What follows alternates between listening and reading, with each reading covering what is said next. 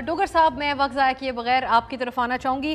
फ़ारूक हबीब साहब, उनका स्टेटस सबको मालूम है। वो पहले रूपोश थे, फिर 20 दिन से लापता थे, लेकिन उनके ऊपर उसके साथ साथ इल्ज़ामात भी बहुत संजीदा थे और उनको मफरूर करार दिया गया था। हम टीवी पे उनके बयानात नशर नहीं कर सकते थे। तो कहाँ गए वो तमाम संजीदा इल्ज़ामात? आपकी जमात में शामिल भी हो गए, प्रेस कॉन्फ्रेंस भी कर ली, वो नशर भी कर दी गई, अब वो बाकायदा सियासत भी करेंगे? उन्होंने यकीनन अपनी जो पोजीशन है वो क्लैरिफाई की होगी। वो तो इल्ज़ामात थे ना, उनके ख़िलाफ़ कोई मुजरम तो थे नहीं, तो उनके ऊपर इल्ज़ामात थे, वो ज़ाहिर है सामने आए हैं। तो जो उनके ऊपर इल्ज़ामात हैं वो उनको मेरा ख्याल है कि उसकी सफाई देंगे। और ये तो सफाई देना डोगर साहब काफ़ी होना चाहिए, क्योंकि बाकी भी फिर कह सकते हैं कि हमारे ऊपर भी तो सिर्फ इल्ज़ामात ही हैं, क्योंकि फ़ारूक साहब आखिरी दिन तक पार्टी का दिफा भी कर रहे थे। बहुत सारे इश्यूज होते हैं। आपको ये जो हमारी पार्टी के साबका पार्टी के इश्यूज, सोशल मीडिया, लोग बैशिंग से डरते हैं और फिर वो जो है एक खामखा में एक दूसरे की तरफ देख रहे होते हैं। तो मैं समझता हूँ ही टुक अ वाइज स्टेप, और जो जो उन पे इल्ज़ामात हैं वो अब ऑब्वियसली उनका सामना करेंगे। और अगर वो सामना करेंगे, अभी तक मैंने तो कहीं नहीं सुना कि अगर उनके खिलाफ कोई FIRs थी तो वो ख़त्म हो गई हों। ऑब्वियसली अब वो कोर्ट में जाके अपना बेल करवाएंगे। He will face all the allegations.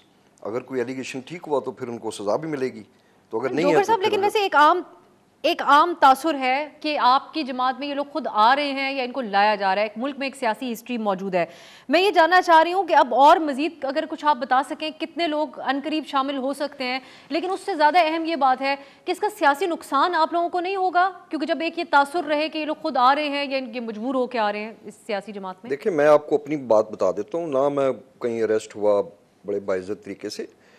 एक ऐसी सिचुएशन क्रिएट होगी, आप मुझे बताएं कि कौन खुशी से ऐसे फैसले करता है। हमने तो पिछले अपने मतलब मैं 2016 से पार्टी में था, मेरे साथ वो लोग थे जो 2005, 6 से 8 से इस पार्टी में शामिल थे। और इस पार्टी में जो सेन एलिमेंट्स थे, वो उनकी हर वक्त ये ख्वाहिश होती थी कि हम अपना जो बयानिया है, हम अपना जो सियासत का फोकस है, वो अपनी मुखालिफ जमातों पे ही रखें।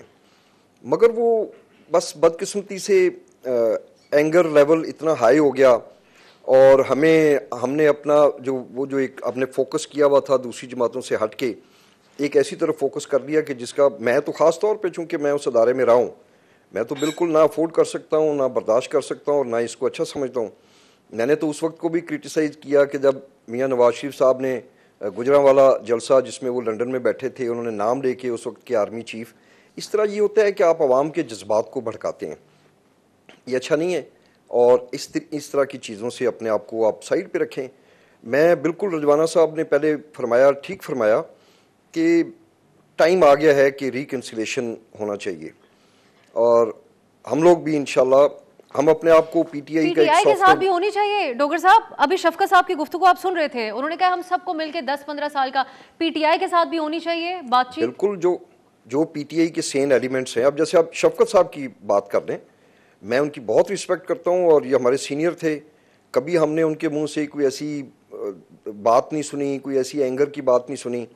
तो जो सेन एलिमेंट्स हैं, जो लोग अब जाहिर है फेस कर रहे हैं अदालतों में, जिन को अदालतें बेगुनाह करें, उनको बिल्कुल राइट मिलना चाहिए कि वो पॉलिटिक्स करें। मैं तो इसके फेवर में हूँ। चलें, अब ये मयार क्या होगा डोगर साहब, मैं ये जानने की कोशिश नहीं, मयार अदालत है ना। सीनियर एलिमेंट और कौन से सीनियर एलिमेंट्स नहीं है, ये आपकी डेफिनेशन किन बेसिस के ऊपर है?